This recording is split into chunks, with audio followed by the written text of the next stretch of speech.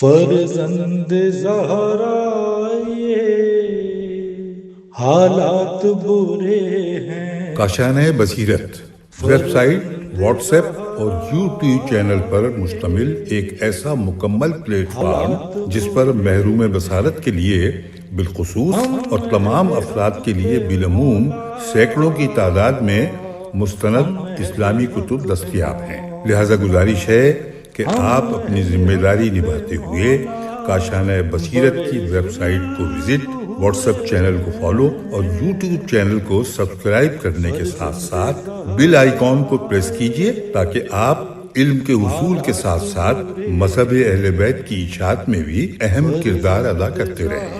کاشانۂ بصیرت حالات برے ہیں۔ بسم اللہ الرحمن الرحیم۔ السلام علیکم۔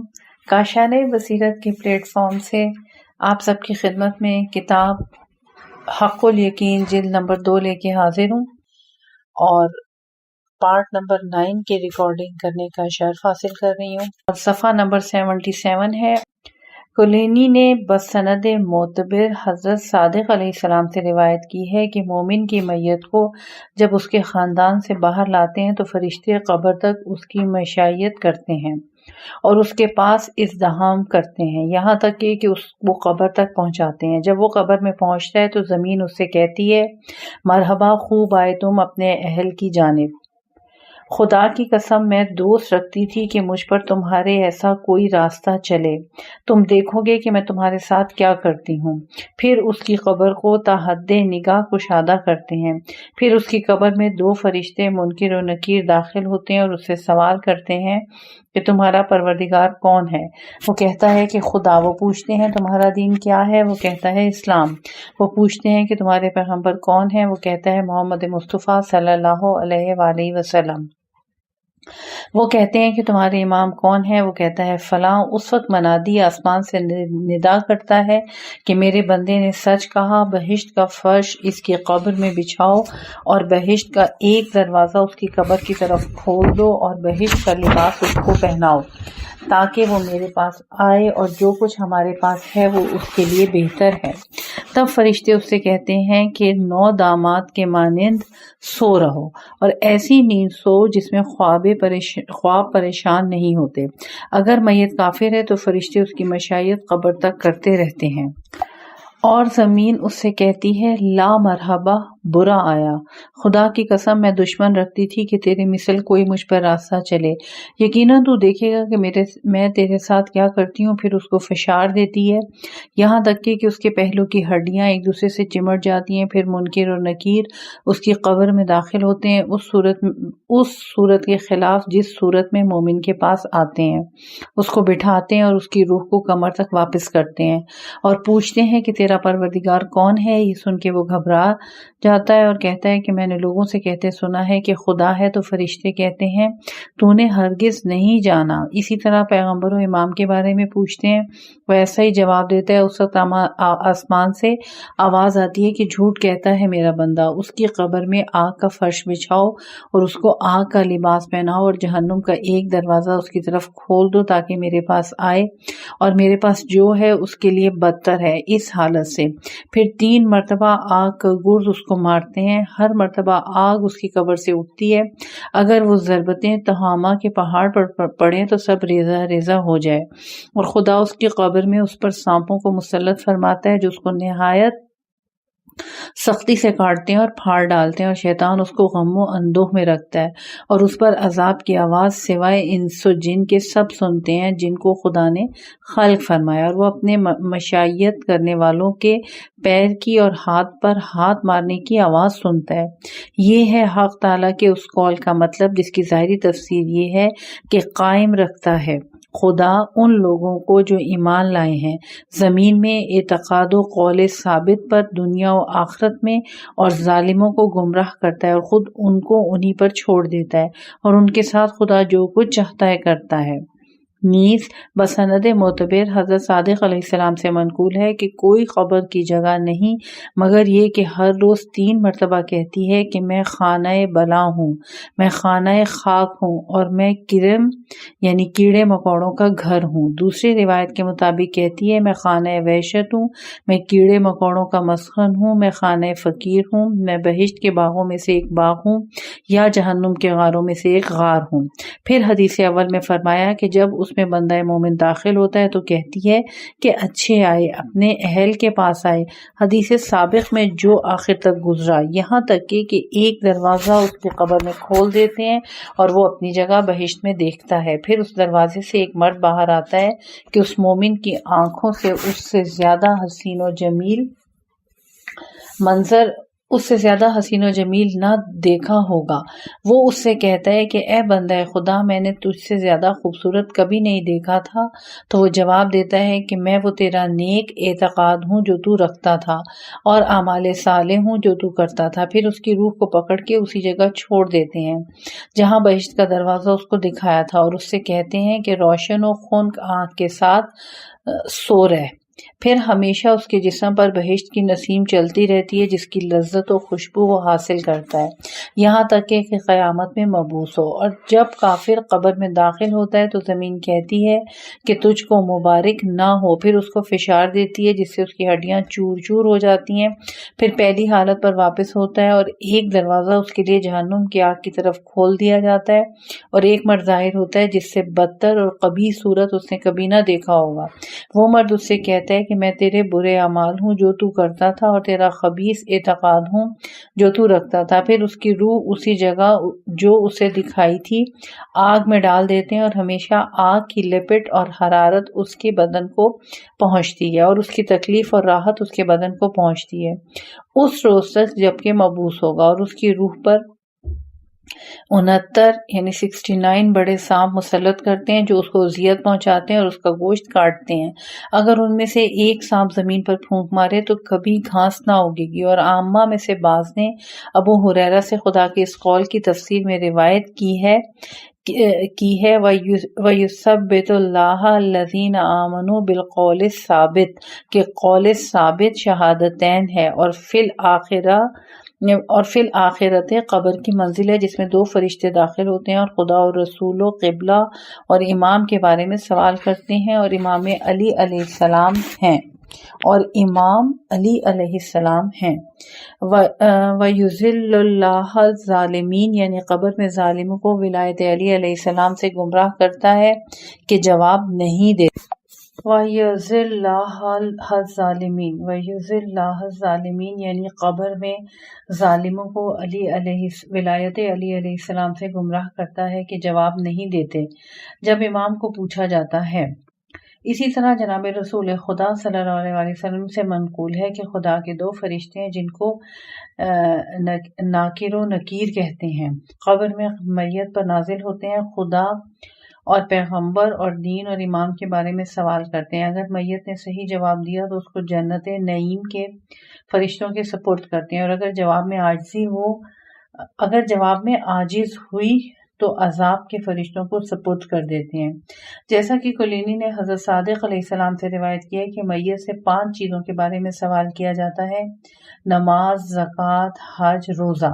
اور ہم اہل بیت علیہم السلام کی ولایت کے بارے میں تو مومن کی قبر کے ایک گوشے سے ولایت کہتی ہے کہ ان 4 چیزوں میں جو کمی اور نقص ہوگا وہ مجھ پر ہے کہ میں اسے پورا کروں گی۔ اسی طرح انہی حضرت علیہ السلام سے منقول ہے کہ مومن کی میت قبر میں داخل ہوتی ہے تو اس کی داہنی جانب سے نماز آتی ہے اور زکوٰۃ بائیں جانب سے، اور میت کے باپ اور ماں سے اور خود اس میت سے ملاقات کرتی ہے اور صبر ایک کنارے ہو جاتا ہے۔ جب 2 فرشتے داخل ہوتے ہیں کہ سوال کریں تو صبر نماز و زکوٰۃ سے کہتا ہے کہ اپنے عامل کی خبر لو، اگر تم عاجز ہوگے تو میں اس کی مدد کروں گا۔ اور تفسیر امام حسن عسکری علیہ السلام میں مذکور ہے کہ امیر المومنین علیہ السلام نے فرمایا کہ جو شخص کمزور شیعہ کو قوت پہنچائے جو نواصب پر حجت تمام نہیں کر سکتا تو اس کی حجت کسی ناصبی پر تمام کر دے تو حق تعالیٰ اس روز جب کہ اس کو قبر میں داخل کریں گے تو تلقین فرمائے گا کہ کہے کہ میرا پروردگار خدا ہے، میرے پیغمبر رسول اکرم صلی اللہ علیہ وآلہ وسلم ہے، اور میرے امام علی علیہ السلام ولی خدا ہیں۔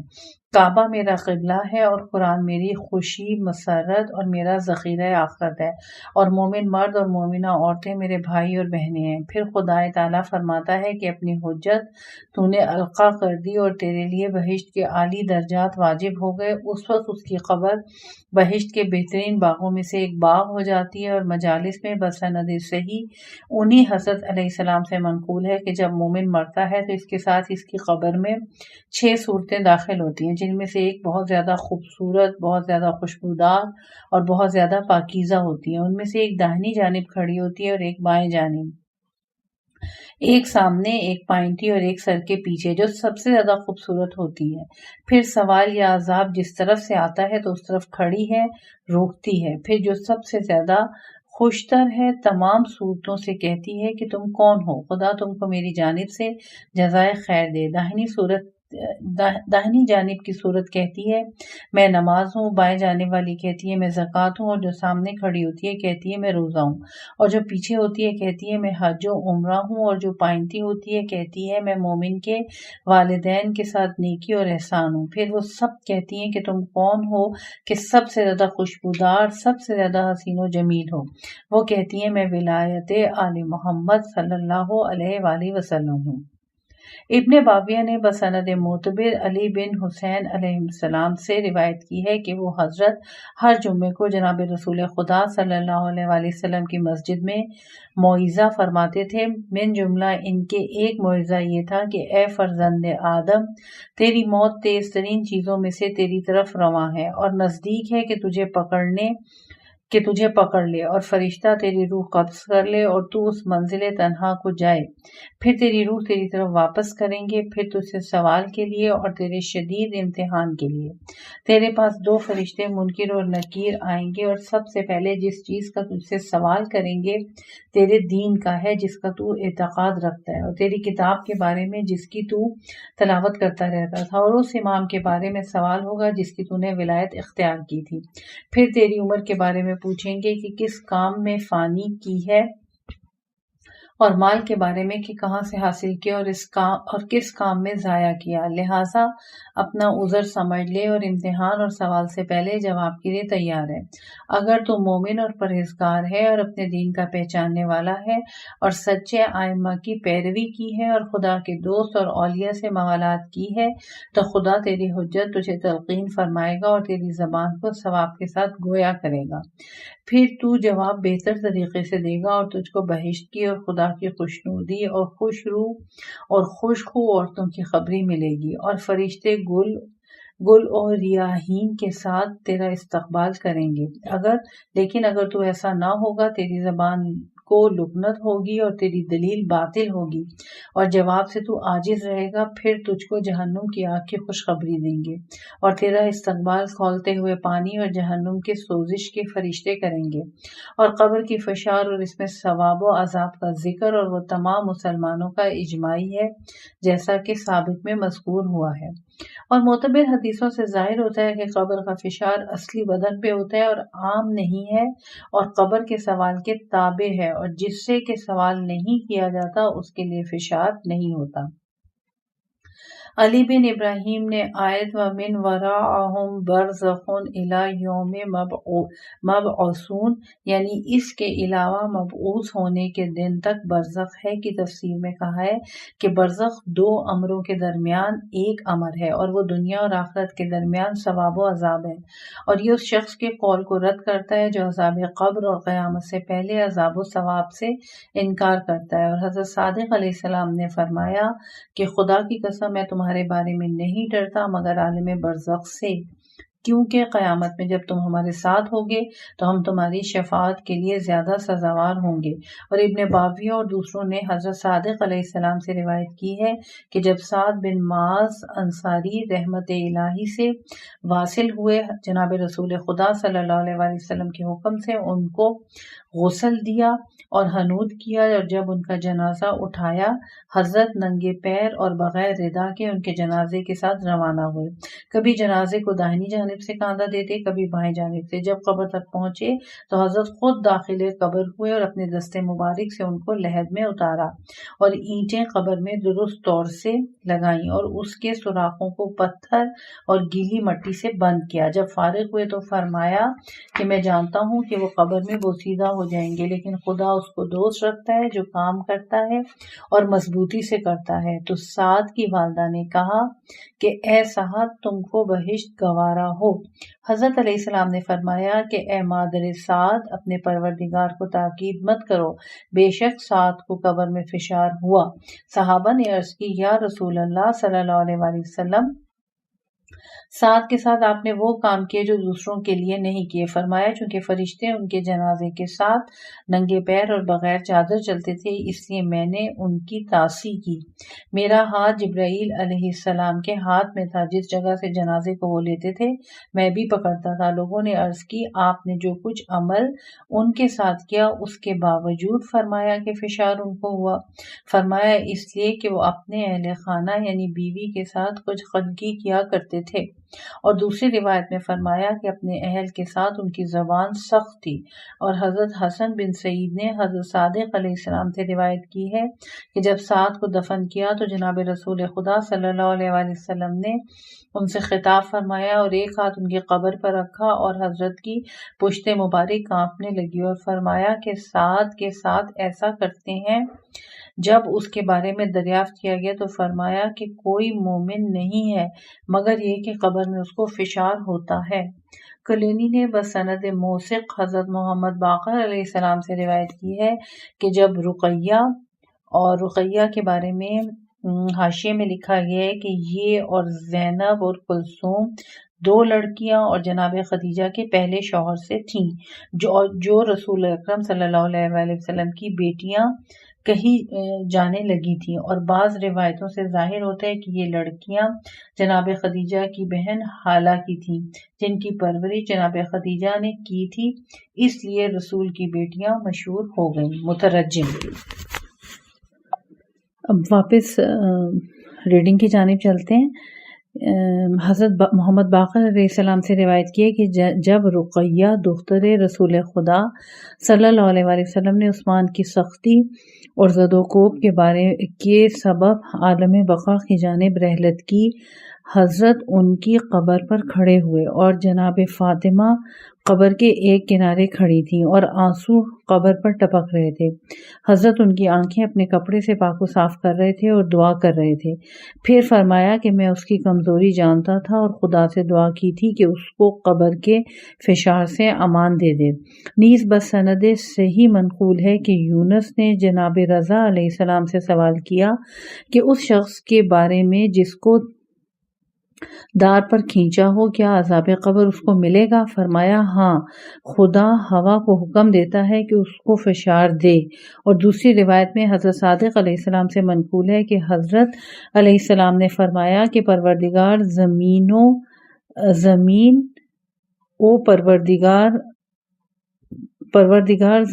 زمین اور پروردگار ہوا ایک ہی ہیں، زمین و پروردگار ہوا ایک ہی ہیں۔ حضرت نے فرمایا کہ پروردگار زمین اور پروردگار ہوا ایک ہی ہیں۔ ہوا کو خدا تعالی حکم دیتا ہے تو وہ فشار دیتی ہے جو قبر کے فشار سے بدتر ہوتا ہے۔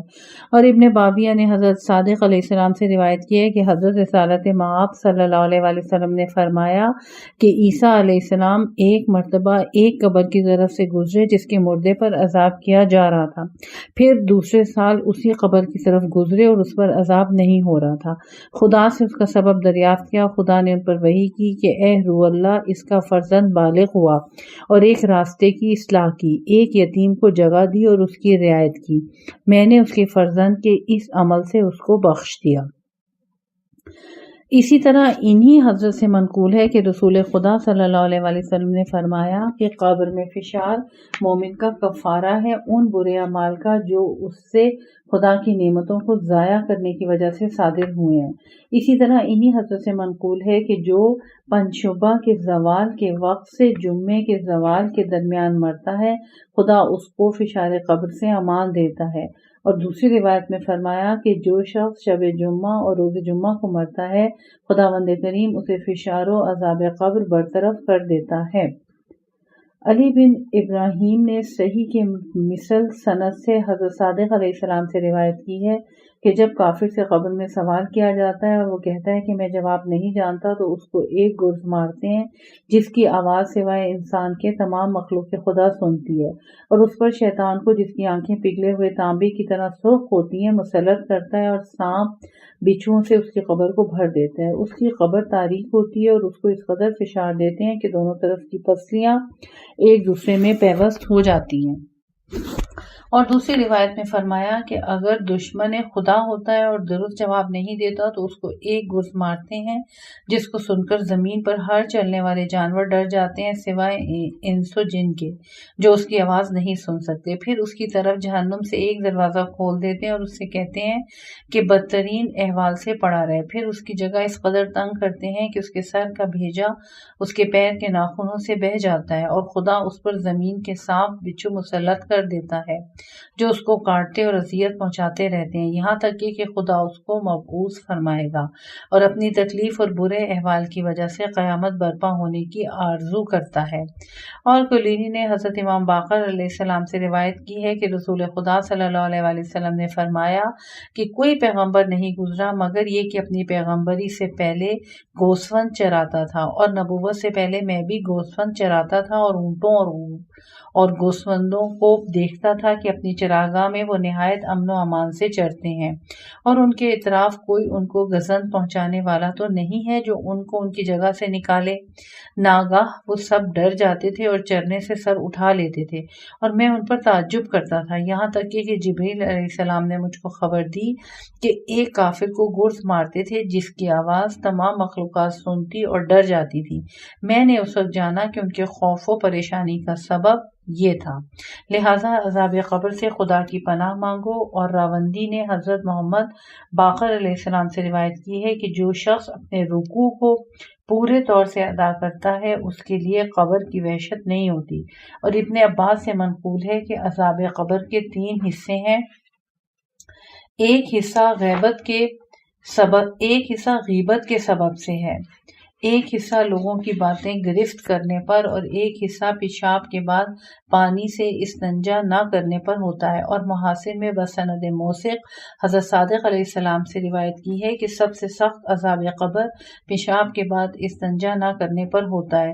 اور علل الشرائع میں بسند صحیح انہی حضرت سے منقول ہے کہ ایک نیک اور صالح مرد کو یا بنی اسرائیل کے علماء میں سے کسی عالم کو قبر میں دفن کیا گیا تو فرشتے نے کہا کہ میں عذاب الہی کے 100 تازیانے ماروں گا۔ اس نے کہا اس کی طاقت نہیں رکھتا ہوں۔ پھر کم کیا تو اس نے کہا کہ اس کی بھی طاقت نہیں رکھتا، یہاں تک کہ کم کیا جاتا رہا اور وہ عذر کرتا رہا یہاں تک کہ 1 تازیانے تک پہنچے۔ پھر اس نے کہا کہ میں 1 کی بھی طاقت نہیں رکھتا۔ اس سے کہا بغیر اس کے چارہ نہیں۔ اس نے پوچھا کس سبب سے مجھے یہ سزا دی جاتی ہے؟ اس سے کہا گیا کہ تو نے ایک روز بغیر وضو کے نماز پڑھی تھی اور ایک کمزور مظلوم کی طرف سے تیرا گزر ہوا اور تو نے اس کی امداد نہ کی، بالآخر 1 تازیانہ اس کو مارا جس سے اس کی قبر آگ سے بھر گئی۔ کلینی نے بسند معتبر ابو بصیر سے روایت کی ہے کہ وہ کہتے ہیں کہ میں نے حضرت صادق علیہ السلام سے سوال کیا کہ کیا فشار قبر سے کوئی نجات پائے گا؟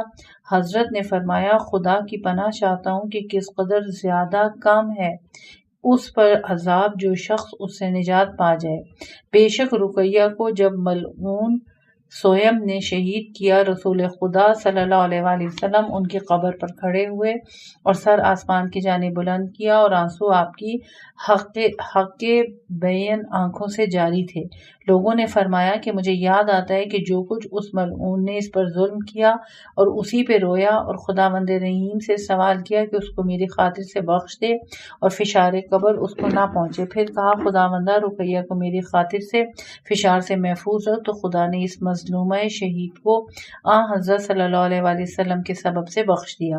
امام نے پھر فرمایا کہ رسول خدا صلی اللہ علیہ وآلہ وسلم سعد بن معاذ کے جنازے کے ساتھ آئے اور 70,000 فرشتوں نے ان کے جنازے کی مشائیت کی۔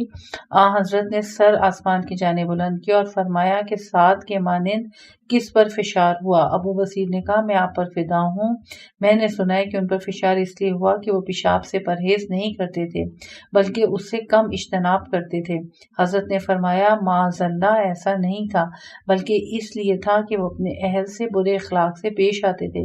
پھر حضرت نے فرمایا کہ مادر سعد نے کہا کہ اے سعد، تم کو بہشت گوارا ہو۔ جناب رسول خدا نے فرمایا کہ اے مادر سعد، خدا کو تاکید مت کرو، بے شک سعد نے عذاب قبر سے نجات پائی۔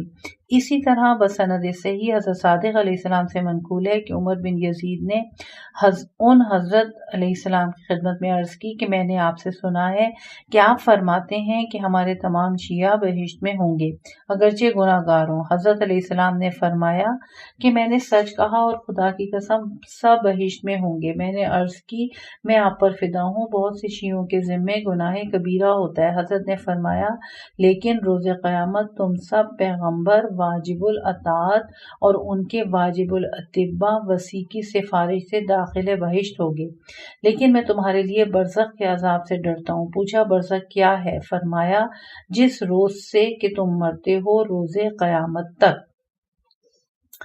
حدیث حسن میں جو مثل صحیح کے ہے، زرارہ سے منقول ہے کہ وہ کہتے ہیں کہ میں نے حضرت امام محمد باقر علیہ السلام سے پوچھا کہ میت کے ساتھ جریدہ کیوں رکھتے ہیں؟ فرمایا اس لیے کہ عذاب اور حساب میت سے دور ہو جاتا ہے جب تک کہ وہ تر ہوتا ہے، اور تمام عذاب ایک روز اور ایک ساعت میں ہوتا ہے۔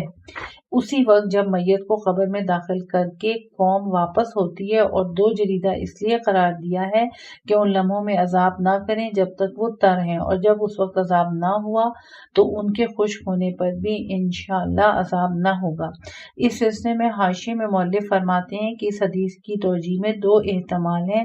اول یہ کہ اصلی بدن پر پہلی ہی ساعت میں عذاب ہوتا ہے، اور دوسری یہ کہ عذاب کی ابتدا پہلی ہی ساعت میں ہوتی ہے جب خداوند عالم نے اس وقت فضل و کرم فرمایا اور عذاب نہ کیا تو جرید 3 خشک ہونے کے بعد بھی انشاءاللہ عذاب نہ کرے گا، اور یہ بہت واضح ہے۔ اور جو یہ ہے کہ فرمایا قبر جس عالم برزخ کیا ہے جس روز سے کہ مرتے ہو روز قیامت تک، اس کے بارے میں مؤلف حاشیے میں لکھتے ہیں کہ بہت سی معتبر حدیثوں سے ظاہر ہوتا ہے کہ مومن کو فشار نہیں ہوتا، جیسا کہ کلینی نے ابو بصیر سے روایت کی ہے کہ جب مومن کو قبر میں پہنچاتے ہیں اور اس کی روح اس کے عالی بدن میں واپس کی جاتی ہے اور اس سے اس کے عقائد حقہ کے بارے میں سوال کرتے ہیں، جب وہ جواب دے دیتا ہے تو بہشت کا ایک دروازہ اس کی قبر کی طرف کھول دیتے ہیں، جس سے بہشت کی خوشبو، ٹھنڈک اور نور داخل قبر ہوتا ہے، اور اطمینان اور قبر میں حضرت کا سونا آپ کی دعا کا سبب تھا۔